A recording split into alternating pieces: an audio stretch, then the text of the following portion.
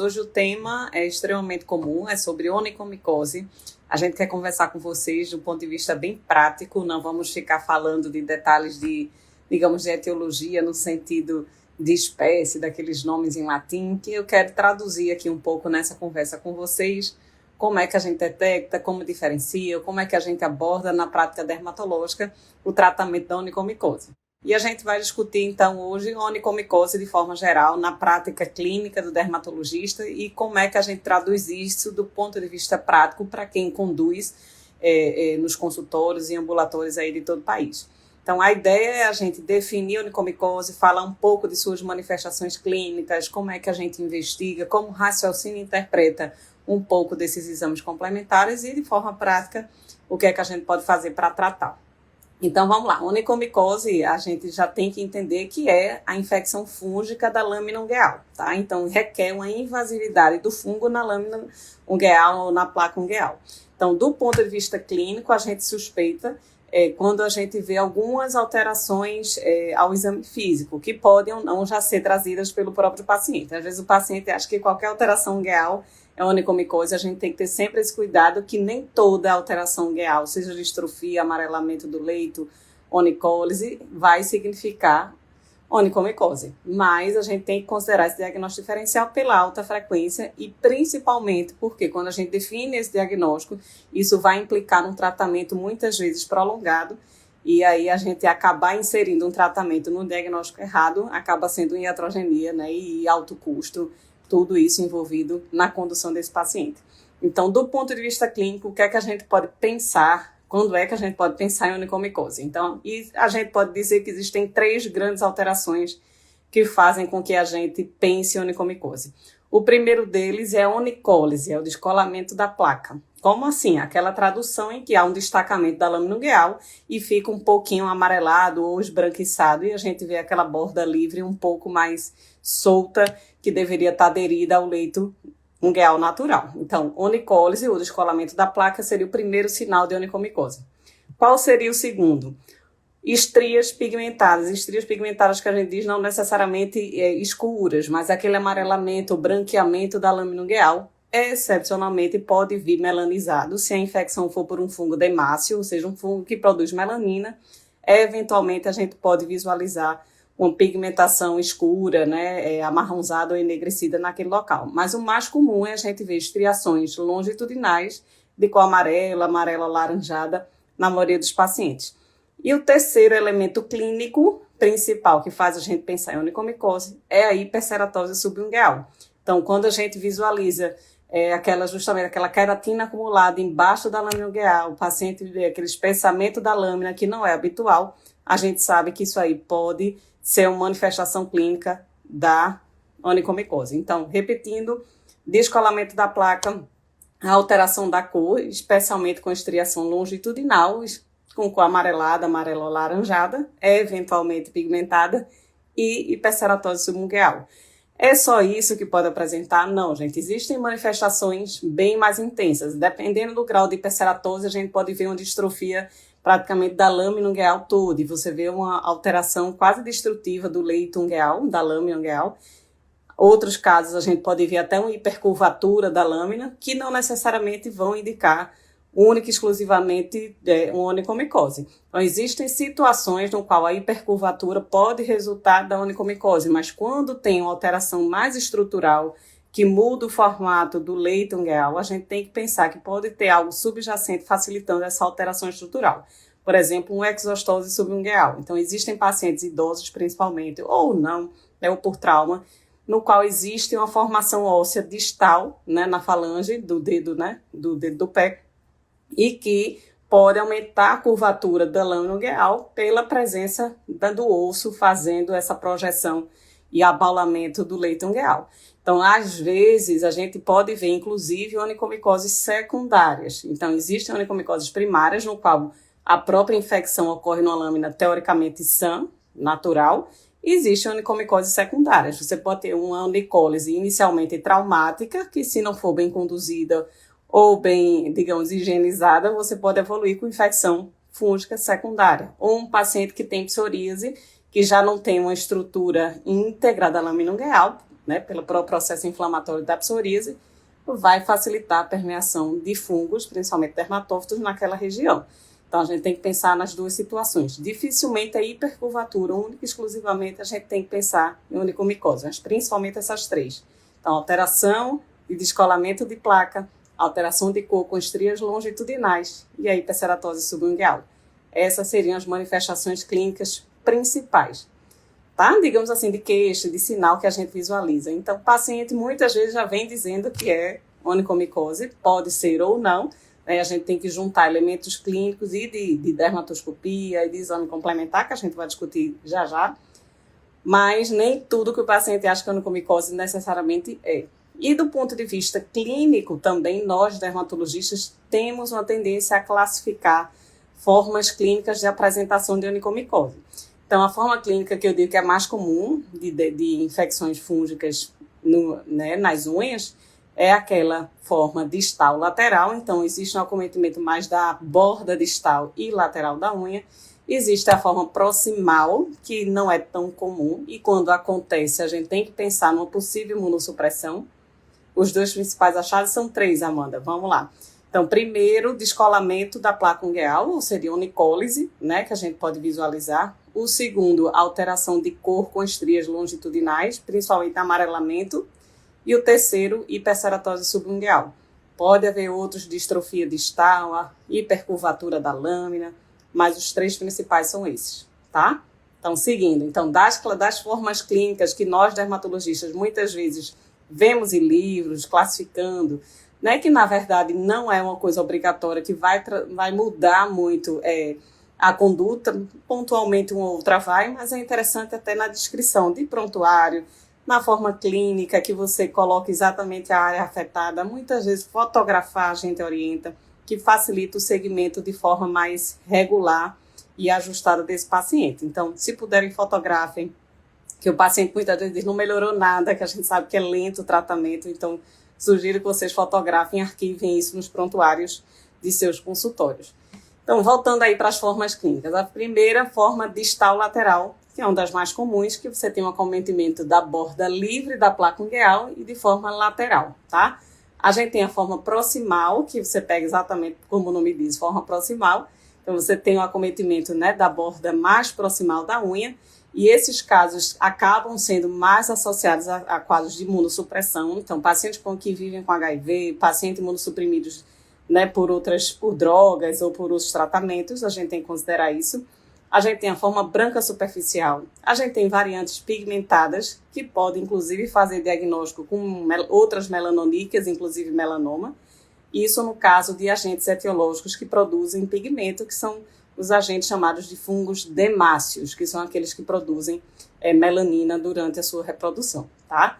E temos a forma distrófica total, que requer uma atenção ainda maior, porque geralmente você tem uma distrofia praticamente da lâmina ungueal toda, e que não necessariamente vai ser óbvio o diagnóstico de onicomicose. Isso pode ser um aspecto clínico, por exemplo, de uma psoríase, de um líquen plano avançado, né, até um tumor subungueal, um carcinoma espinocelular, e que requer certamente nessas formas exame complementar, tá certo? Pensando nos quadros de onicomicose, né? A gente não vai falar exatamente de agentes etiológicos específicos, nem de nomes em latim, porque eu quero conversar com vocês só a parte prática mesmo, né? Assim, bem tranquila para vocês. Mas a gente tem que entender, do ponto de vista epidemiológico, os agentes etiológicos mais envolvidos na onicomicose são os dermatófitos, são aqueles fungos filamentosos que quase sempre são os agentes da onicomicose. Então, cerca de 70% a 75% desses casos são provocados por dermatófito. Aí o pessoal fala, mas para que eu preciso saber disso? A gente, quando vai inserir tratamento, a gente tem que saber qual a droga que vai cobrir ou ter atuação contra a dermatose, senão a gente vai acabar inserindo um tratamento inadequado. Então, se for para chutar dermatófito, sem dúvida, é o agente mais frequente. E o restante, né, desse grupo aí, que agentes estariam envolvidos? Leveduras, de forma geral, dessas a mais comum, sem dúvida nenhuma, é a cândida, e excepcionalmente cerca de 1 a 3% dos casos são provocados por fungos filamentosos não dermatófitos. A gente sempre explica que o dermatófito é sempre o mais frequente. O dermatófito, por si só, tem uma capacidade de invadir uma lâmina ungueal íntegra Já os fungos filamentosos não dermatófilos e cândida não têm essa mesma competência. Então, quase sempre eles são considerados oportunistas. Então, eles entram muitas vezes de forma secundária. Você tem uma onicólise traumática por jogar bola, usar um tênis apertado, ou porque usou um escarpão e aí traumatizou a unha, descolou a unha do hálux. E, secundariamente, você fez uma cavidade umidificada ou acabou facilitando a entrada desse fungo naquela região. Ou tem uma psoríase, ou tem outra condição na qual a lâmina ungueal não está íntegra. E isso quase sempre acontece. E isso eu chamo muita atenção porque a gente vai precisar desse conhecimento para interpretar o exame micológico que a gente eventualmente solicita quando há dúvida de diagnóstico de onicomicose, tá? Então, lembrem, dermatófito tem capacidade de invadir lâmina íntegra ou não. Cândida, fungo filamentoso não dermatófito, é raro invadir de forma primária, quase sempre de forma secundária.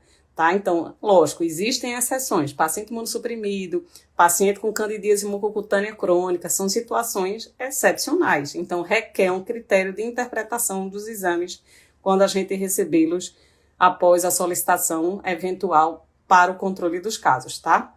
Então, do ponto de vista clínico, você já viu as queixas, já classificou, digamos, a forma clínica no seu prontuário, descreveu clinicamente o que é que você encontrou, né, de acordo com a queixa desse paciente.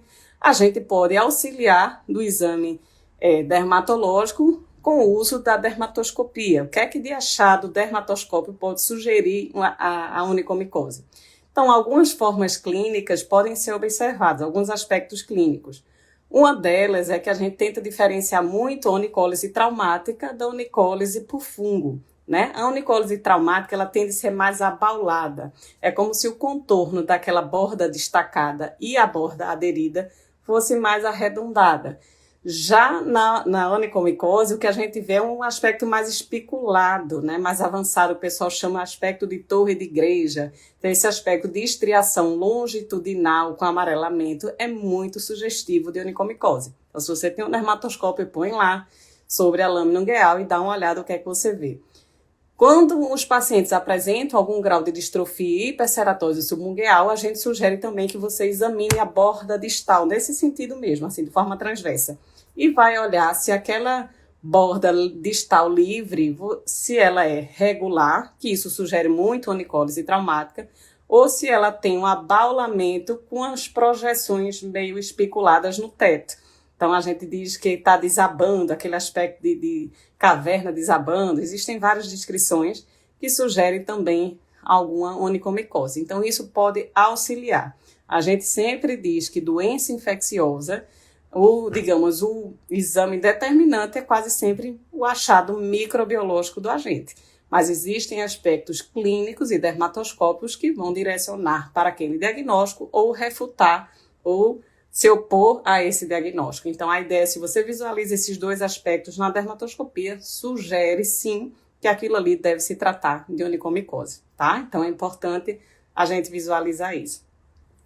O que mais?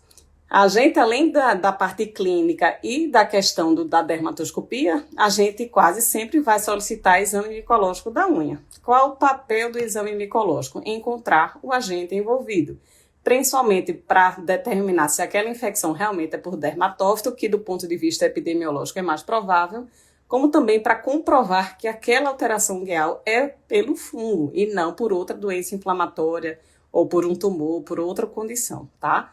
Então, primeira coisa que a gente tem que lembrar é que, infelizmente, a gente tem uma certa carência de bons locais que fazem exame micológico. Para quem está em algum serviço universitário, ou para quem tem clínicas bem equipadas, né, que conseguem conversar com o micologista ou com o outro profissional que vai fazer a coleta, isso aí é muito mais simples.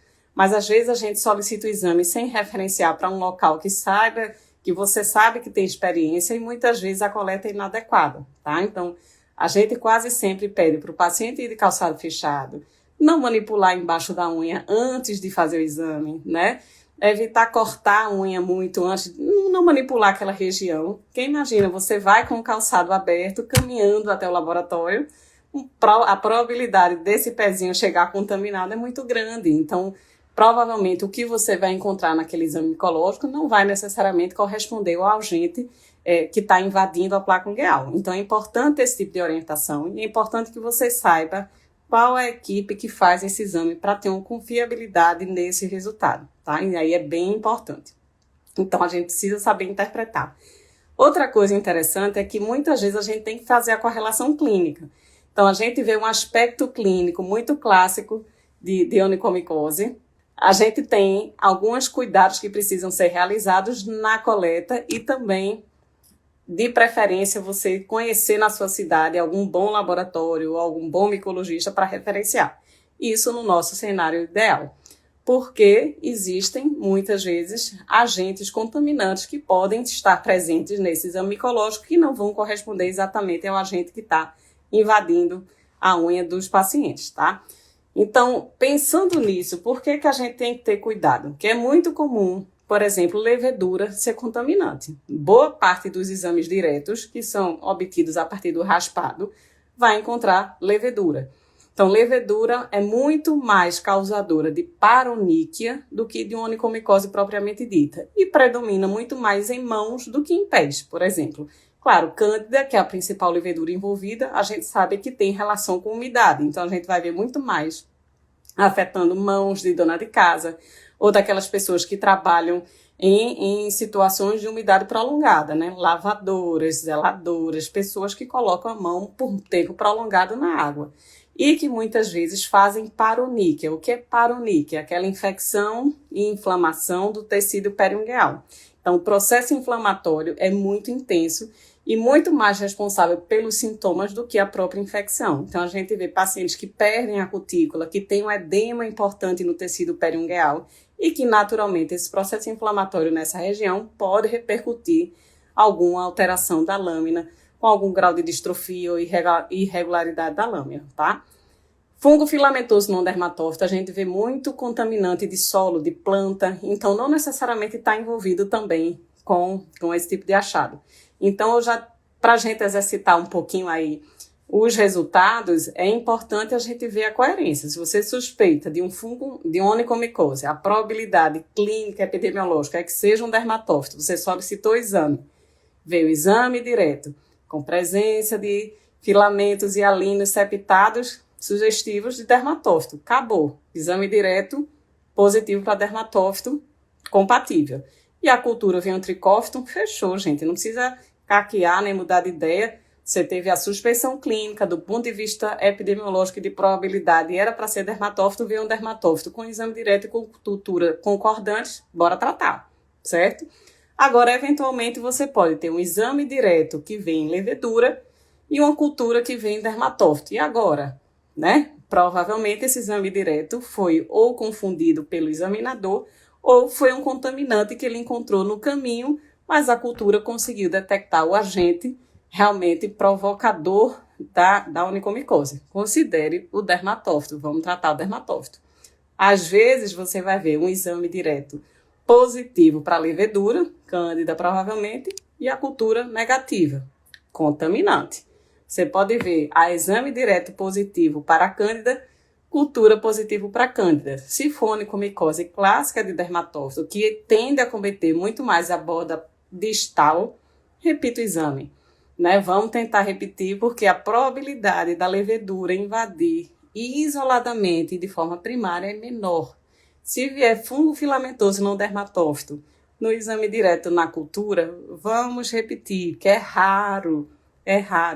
A probabilidade é que isso seja contaminante. Então, repete o exame. Então, não tenha receio. Olha, aqui não é o provável. É muito raro ser esse tipo de agente. A gente orienta o paciente para que ele também não se frustre. Vou repetir de novo, doutora. Vai repetir de novo. Porque esse tipo de agente tende a ter uma resistência maior a tratamento e pode simplesmente não significar nada. Esse paciente pode ter uma psoríase e simplesmente contaminou antes da coleta aquela região e a interpretação do exame veio isso e ele não tem onicomicose nenhuma. Então, a gente precisa ter muito critério antes de inserir qualquer tratamento. Uma coisa que vale muito a pena, até para excluir essa possibilidade de contaminação, né, que é uma contaminação externa, teoricamente esses agentes que não fazem parte tão comumente da onicomicose, mas que são encontrados no exame direto, é porque estão sobre a superfície ou na região subungueal né, pelo contágio, pela contaminação na realidade daquela região. Então, uma coisa que a gente orienta muito que pode ser feito, e eu acho que vem crescendo muito a indicação, é o clipping ungueal. Não sei se vocês já ouviram falar em clipping. O que é o clipping? Nada mais é do que a gente cortar a borda distal da unha, aparar a unha, deixando pelo menos 3, 4 milímetros de espessura, né, de largura daquele pedacinho ali, e enviar para avaliação anatomopatológica. Para quê? Vamos raciocinar. Se realmente o agente estiver provocando onicomicose, o agente tem que ter invadido a lâmina ungueal. Então, você vai pedir para o patologista fazer um HR, uma hematoxilinosina, e fazer o PAS. O PAS vai salientar a presença do fungo. Então, você vai ver dentro daquela camada de queratina a presença de um fungozinho filamentoso. Se ele está no meio da camada de queratina, ele está invadindo, aquilo ali jamais vai ser contaminante. Então, você já acabou de detectar que é um fungo filamentoso, dermatófito, e vai tratar, certo? Se ela encontra um monte de levedurazinha pelo PAS nessa lâmina, isso aí foi positivo, não é contaminação, ele está dentro da lâmina ungueal. Você vai interpretar que é infecção, provavelmente por cândida, e vai tratar como tal, tá? Então, isso aí é bem interessante para você correlacionar. Então, você vai ver o aspecto clínico, lógico, a história clínica do paciente, o aspecto manifestações clínicas, vai ver a dermatoscopia, vai fazer o clipping e o exame direto.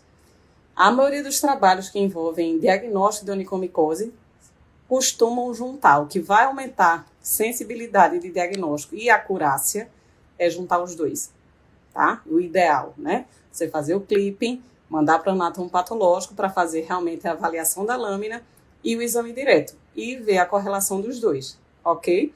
Então, isso aí é bem interessante porque no anatomopatológico você vai ver a invasão do agente. E aquilo ali comprova que aquilo é onicomicose, ok?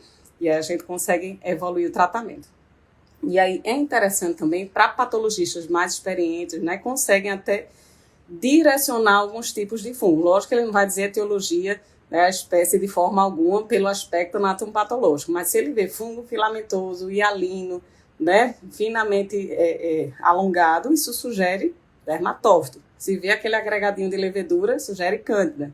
Se vê geralmente hifa um pouco mais alargada e mais sinuosa, sugere fungo filamentoso não dermatófito. E aí a gente vai juntar tudo para raciocinar e dar diagnóstico de onicomicose e da provável etiologia. Pelo menos da etiologia, digamos, classificatória dessa onicomicose, tá? Atualmente já existe PCR também. PCR é interessante porque você consegue coletar a partir do fragmento, né, da parte de lâmina destacada e evidenciar, inclusive, a espécie envolvida naquela infecção. Mas a gente sabe que, do ponto de vista prático, é pouco acessível, não está disponível na maioria das cidades, né, não é disponível, isso é muito mais para pesquisa, então acaba não sendo prático na grande maioria das pessoas que fazem assistência nesse sentido.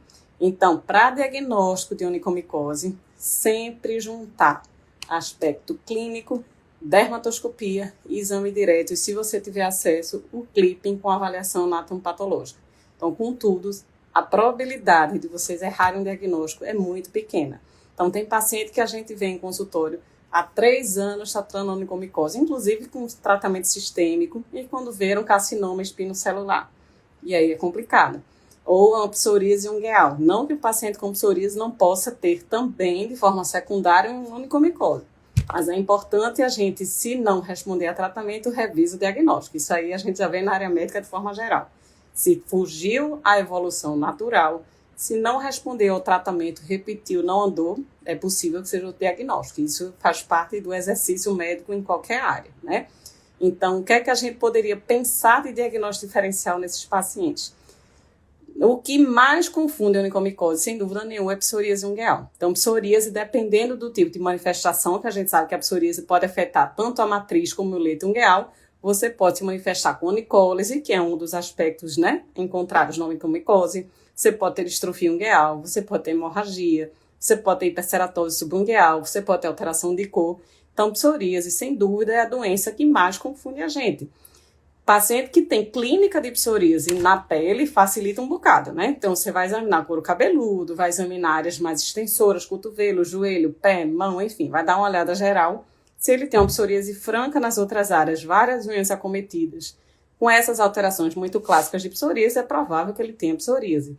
O que não quer dizer que você necessariamente não vai pedir exame micológico. O paciente com psoríase, muitas vezes que vai usar imunossupressor, vai usar terapia biológica, é válido a gente excluir onicomicose secundária, até para não haver extensão disso aí. Mas aquilo ali provavelmente não é a única causa das alterações ungueais. Então é importante a gente diferenciar. Líquen plano inicial pode gerar esse tipo de padrão. Paciente com paroníquia crônica e recidivante pode ter alteração da lâmina ungueal. E outros tumores, né? Carcinoma espinocelular pode se manifestar com a distrofia ungueal total, melanoma melanótico, onicomatricoma, infecções bacterianas outras, como pseudomonas, que pode ter um aspecto amarelado, mas na maioria das vezes mais esverdeado. Então, exercitem diagnóstico diferencial. Não está igual, não está muito sugestivo, vamos pedir exame complementar. Aliem o clipping, aliem o exame micológico, sempre com cuidado de interpretar para a gente não introduzir tratamento caro e prolongado de forma inadequada, tá? E como é que a gente faz tratamento? Todo mundo meio que se frustra. Todo mundo não, muitos de nós nos frustramos quando a gente dá uma olhada no pé cheio de alteração ungueal. Eu digo, meu Deus, não sei se eu vou dizer que, né? Paciente, às vezes, quando se queixa, a gente tem que tratar. Tem paciente que eu digo, quanta unha alterada. A gente faz vista grossa ou a gente vai tratar? Muitas vezes acontece. O paciente vem com N queixas, eu digo, estou vendo uma unha aqui alterada, não sei se eu vou abordo agora ou depois. A gente tem que ter muito critério, né? Paciente, geralmente criança, é fácil de tratar, não adiem tratamento. O crescimento da lâmina ungueal da criança é rápido, então o tratamento tópico quase sempre é bastante eficaz. A velocidade de crescimento da lâmina ungueal é bem maior do que no idoso, por exemplo. Não é à toa que idoso dá muito mais trabalho de tratar do que pacientes mais jovens. Então, primeira opção de tratamento da onicomicose é tratamento tópico. É só tópico para todas as pessoas? Não. Quando é que a gente vai optar pelo tratamento tópico exclusivo e isolado? Criança. Criança por quê? Qual é a ideia? A gente vai usar o antifúngico em esmalte, no veículo de esmalte, porque é o mais eficaz, é o que aumenta a adesão, você aumenta o tempo de contato com a lâmina ungueal. Não adianta você passar pomada em cima, não vai ter biodisponibilidade. O paciente lava a mão, lava o pé, não vai dar certo, vai reduzir a adesão, porque você vai ter que aplicar N vezes, não vai ter uma absorção adequada, então não inventem de gota, creme, pomada, não anda. Onicomicose já dá trabalho para tratar com as medicações corretas, hein? Mas se você utilizar o veículo errado é que não vai sair do lugar, tá? Então, primeira coisa, esmalte com antifúngico. O que é que a gente tem no mercado aqui no Brasil? São dois. Um esmalte com ciclopiroxalamina, um esmalte com amorofina. O que é que diferencia os dois? O ciclopirox ele precisa ser aplicado mais vezes. Se a gente for ver em bula, na maioria das vezes ele diz 2 vezes. Do ponto de vista de literatura e prática médica, a maioria das pessoas indica 2 a 3 vezes, mas algumas vezes até diariamente. Então, você vai aplicar diariamente sobre a lâmina ungueal. Já a morofina, ela parece ter uma biodisponibilidade melhor. Então, você pode aplicar 1 a 2 vezes por semana, tá? As duas são eficazes, a gente pode tratar. Então, em criança, tratamento tópico. Adultos, se for um acometimento mais distal, né, da metade distal da unha, você pode tentar exclusivamente o tratamento tópico, certo? E, eventualmente, pacientes muito idosos, no qual, às vezes, o objetivo não é necessariamente erradicar completamente a onicomicose, mas ter um controle local enquanto a unha nova vai crescendo, ou para evitar a progressão dessa onicomicose para uma tinea pedis, para um intertrigo, permite-se tentar tratar ou paliar, segurar um pouco o processo só com tratamento tópico, tá? E quando é que a gente faz tratamento oral sistêmico? Quando são várias unhas acometidas, quando você já envolve acometimento proximal, pacientes que já tentaram diversos tratamentos tópicos exclusivos e não obtiveram bom resultado, então a gente vai tentar tratamento sistêmico. A gente pode usar azólicos, quase sempre o itraconazol. Então, raramente a gente tem uma eficácia razoável com fluconazol, cetoconazol. Então, a droga que a gente usa é itraconazol ou terbinafina. O que é que pode diferenciar as duas coisas? O itraconazol, ele é um azólico, ele tem ação sobre dermatófito e também sobre levedura. Então, se você tem dúvida ou se o paciente tem uma infecção possivelmente mista, tem intertrigo, tem paroníquia e onicomicose, é válido você considerar tratamento com itraconazol. Itraconazol você pode fazer em dose diária por 3 meses, em média. A maioria dos tratamentos sistêmicos de literatura usam por 3 meses as medicações. Então, você pode fazer o uso diário dessa medicação ou em esquema de pulso. Você pode duplicar ou até quadruplicar a dose usando ela diariamente de 12 em 12 horas, uma semana por mês, tá? Então, você pode fazer 100 mg de itraconazol direto ou 200 a 400 em pulso, 7 dias por mês, repetindo por 3 meses. Isso pode ser feito. Quais as desvantagens do itraconazol? Itraconazol, como a gente sabe, ela é uma medicação que tem metabolização hepática, então o risco é muito maior de hepatite medicamentosa, de interação com outras drogas. Paciente que usa estatina, por exemplo, não pode usar itraconazol de forma alguma. Estatina é uma droga extremamente utilizada, né, como um arsenal aí terapêutico diário de muitos pacientes, então tem que ter muito critério. Vantagem do esquema de pulso: você aumenta a adesão, trata uma semana e as outras semanas o paciente fica livre de droga. Ao mesmo tempo, nessa semana que você vai fazer dose maior, você tem um risco muito maior de efeito colateral, tá? Então, o ideal é que você peça exame complementar, hemograma e principalmente função hepática. E para terbinafina a gente nem precisa pedir exame prévio, gente. E acompanhar esse paciente 6 ou 8 semanas depois, tentar repetir o exame para ver se está tudo bem, tá? Paula, uso diário por 3 meses. Ou uma semana por mês, a cada 3 meses, com dose maior, tá? É o que a gente chama de esquema de pulsoterapia. Terbinafina. Gosto muito de terbinafina, particularmente uso muito. Qual é a diferença? Terbinafina, ela é uma medicação que atua sobre dermatófito, não vai atuar sobre cândida ou qualquer outra levedura. Então, é interessante porque é uma droga extremamente segura, tem pouquíssima interação medicamentosa, não requer exame prévio, nem segmento. Tem que pedir hemograma, função hepática. Não precisa, gente. É muito tranquila, é extremamente segura, quase não tem efeito colateral. A restrição para o paciente é muito menor. Então, terbinafina a gente faz na dose de 250 mg dia. Pode fazer da mesma forma, 250 mg dia por 3 meses, diário, ou dobrar a dose e fazer em pulso. Pode fazer também. Tem gente que até quadruplica, mas a maioria das vezes é 500 mg, né? Fazendo 250 de 12 em 12, uma semana por mês, por 3 meses, ok? É interessante para pacientes que usam outras medicações, porque tem menos interação medicamentosa. Excepcionalmente, a gente pede exame. Paciente muito idoso, mais de 60 anos, ou que usa inúmeras drogas, que pode já ter alguma alteração metabólica, às vezes, prudente a gente pedir um check-upzinho antes para ver se não tem nenhuma interação. Mas, de forma geral, não é um rigor, não precisa ter esse rigor de ter que pedir exame para todo mundo que vai usar terbinafina, tá? Chama a atenção que terbinafina parece ter uma interação com anticoagulantes. Então, já existem relatos de pacientes que tiveram alguma alteração com o uso de anticoagulante. Então, eu chamo a atenção. Se vocês tiverem qualquer aplicativo aí, para droga mesmo, sempre usem. Não sei se vocês têm, eu uso sempre, minha gente. Eu atendo muito idoso, então chega paciente com 10, 12 medicações, então checa lá se tem uma interação relevante, né? Paciente às vezes é transplantado, paciente usa tacrolimus, para usar itraconazol diminui a biodisponibilidade do tacrolimus, então usem isso na prática para eleger o melhor tratamento. Isso aí faz parte da clínica, ninguém vai decorar todas as interações medicamentosas, não existe isso.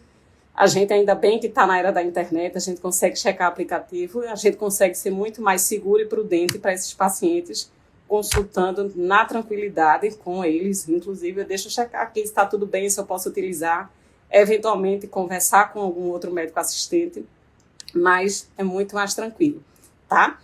Então, a gente faz isso em associação, esse tratamento sistêmico, seja com itraconazol ou terbinafina, em associação com esmalte. Então, a maioria dos trabalhos usa 3 meses e vai reavaliando. Como eu disse a vocês, se possível, fotografem, peça para reavaliar, lógico, se for com itraconazol com 2 meses para checar exame, se for tudo bem, ou paciente muito jovem, ou terbinafina com 3, fotografa de novo, vê se está andando. Terbinafina, ela tem uma atividade muito mais fungicida, já o azólico, ele é mais fungistático, então tem também essa diferençazinha que alguns acabam preferindo o uso da terbinafina. Na prática, a gente usa esses dois. Fluconazol não tem a mesma eficácia para dermatófito, então a gente praticamente não usa, tá? Estou falando assim, bem do ponto de vista prático aí para vocês. E se não houver melhora, né? Então, digamos que o paciente voltou com 3 meses, não teve uma melhora, o que é que a gente pode fazer? A gente pode ainda prolongar mais o tratamento, sem dúvida nenhuma. Existem trabalhos já que começam a alternar os pulsos, por exemplo. Faz um mês de traconazol, faz um mês de tervinafina, faz um mês de traconazol, isso pode ser feito. Não está na maioria dos guidelines, mas já existem alguns trabalhos citando essa alternância, digamos, para pegar o bom de cada atuação de droga, tá? E sempre, né, como eu disse a vocês, não está respondendo bem, revisa o diagnóstico. Não está respondendo bem esse diagnóstico, vamos lá, o que é que está vendo com esse fungo que não está respondendo às drogas habituais? Então, vamos pedir outro exame direto, outra cultura, e aí pode ser necessário um antifungigrama. Que danado desse fungo aí que não está funcionando com as drogas habituais. E aí você pode, eventualmente, estar diante de algum fungo com algum grau de resistência. Eu estou falando das exceções, isso aí é bem mais raro, tá? Então, na prática, a gente vai ver que isso melhora. É preciso ter paciência? O que é que eu explico para os pacientes? Nenhum tratamento antifúngico vai restaurar a unha danificada. A unha danificada é igual a cabelo, né? Você queimou o cabelo inteiro, fez uma química que detonou o cabelo. Tem algum tratamento que vai tirar a quebra da haste? Não tem. Você vai ter que esperar crescer, vai hidratar e vai evitar o dano à nova haste que está saindo. Só que, então o que é que a gente faz? A gente trata com antifúngico sistêmico para tentar matar o fungo, mantém o tópico para evitar que esse fungo consiga invadir a unha nova que está crescendo, e enquanto a unha nova está crescendo, você vai aparando, cortando, para que a unha nova cresça e libere aquela lâmina danificada. É isso. Por que que demora? Porque vai depender da velocidade de crescimento da unha. Por que que tratamento de onicomicose no pé demora? Porque a velocidade de crescimento da unha do pé demora mais. Até aquela lâmina alterada sair por completo, às vezes são 9, 12 meses. A gente pode fazer 3, 4 meses de tratamento sistêmico e estende o tópico aí de longo prazo. Se nessas reavaliações aí trimestrais você observar que houve uma piora, reinsere o tratamento sistêmico, tá? Então isso pode ser feito, isso a gente vai ter que individualizar e acompanhar o paciente, sem dúvida nenhuma, tá? O que mais? Além do tratamento tópico, do tratamento sistêmico, a gente tem alguns procedimentos cirúrgicos que podem facilitar também o tratamento. Então, tem paciente que tem aquela unha bem feia, né? Aquele paciente com distrofia ungueal bem importante, alterada. Então, alguns métodos, procedimentos podem ser feitos para afinar a lâmina e até melhorar o aspecto estético e facilitar a permeação, digamos assim, do antifúngico à lâmina. Como assim, Cláudia? A gente pode fazer abrasão em consultório, que é um procedimento simples e barato. Tentar afinar, você vai ver que não é lixar, né? Com aparelho específico.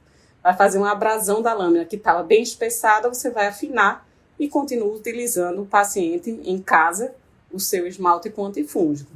Outra forma de fazer isso é usar queratolíticos. Fazem muito, isso vem em literatura, em qualquer livro de dermatologia, usar até pasta de ureia, 40%. Aplica, oclui o dedo. Qual é a ideia? Você também afinar essa lâmina. Não é muito prático realizar isso. O paciente já não está muito afim de tratar. Já às vezes é difícil aderir do esmalte, porque o tratamento leva meses, ainda vai você, olha, na véspera da aplicação de esmalte, coloque ureia, sei lá, 40% que você manipula em pasta, envolve o dedo, e aí vai soltando a pelezinha, e no outro dia dá uma lixadinha e aplica o antifúngico. Funciona? Funciona, especialmente naquela hiperceratose muito intensa. Mas se você puder fazer isso em consultório, você consegue ter uma regularidade maior, você evita a descamação em torno do dedo, você aumenta a adesão do paciente, dá uma melhorada estética, o paciente sai mais animado, tá? De forma geral. Isso aí. E aí eu pergunto a vocês, precisa arrancar? O que é que vocês acham de arrancar aí a lâmina? Vamos fazer a avulsão da lâmina ungueal, da placa ungueal.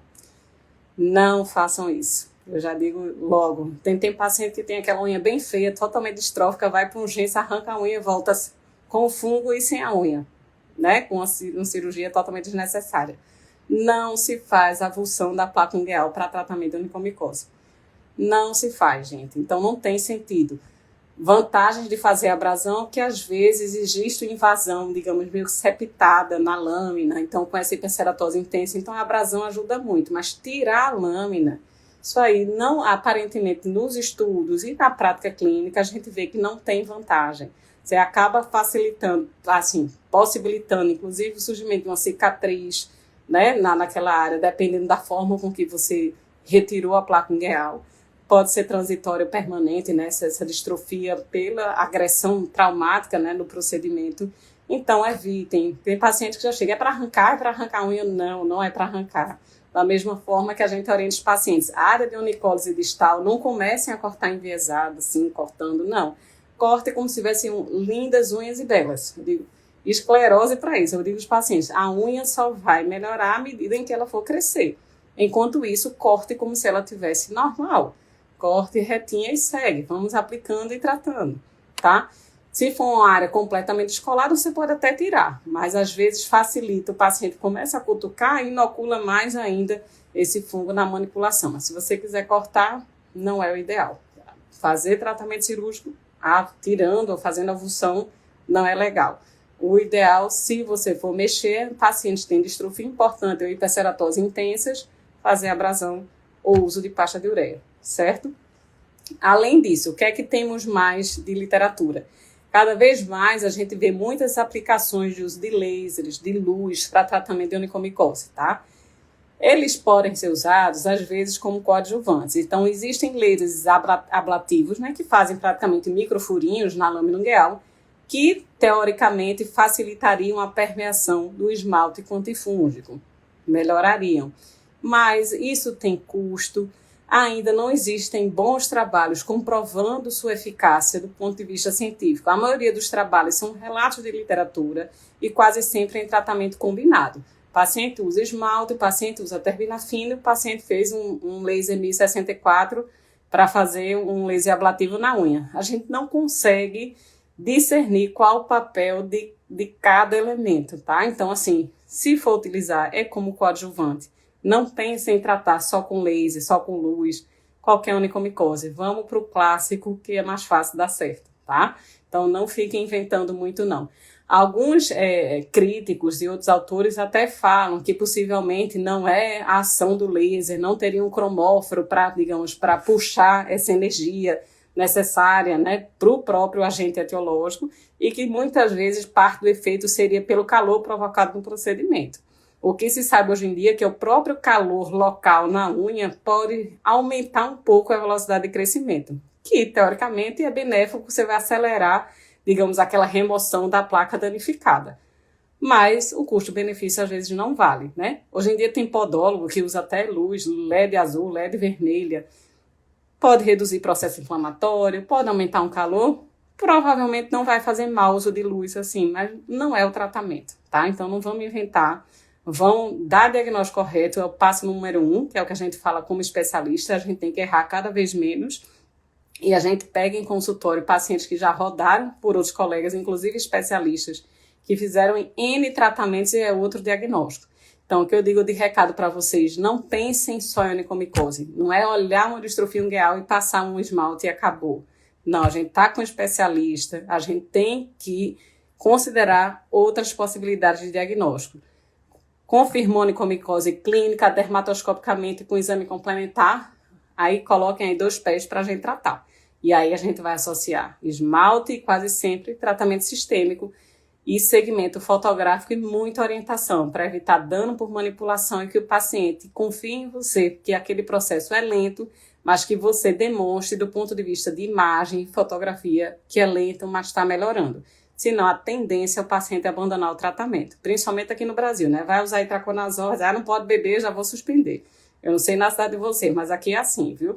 Aqui é época de Copa, fim de ano, não, doutora, não vou começar isso agora não. Vou não, porque fim de ano vai ter férias, eu não vou começar a itraconazol para não beber.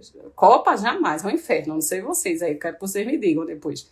Então, não é uma doença que vai matar o paciente. Então, o paciente muitas vezes releva por muitos anos. Tem paciente que, eu digo que já tem cria, né? Já praticamente é um pet no pé que já coleciona.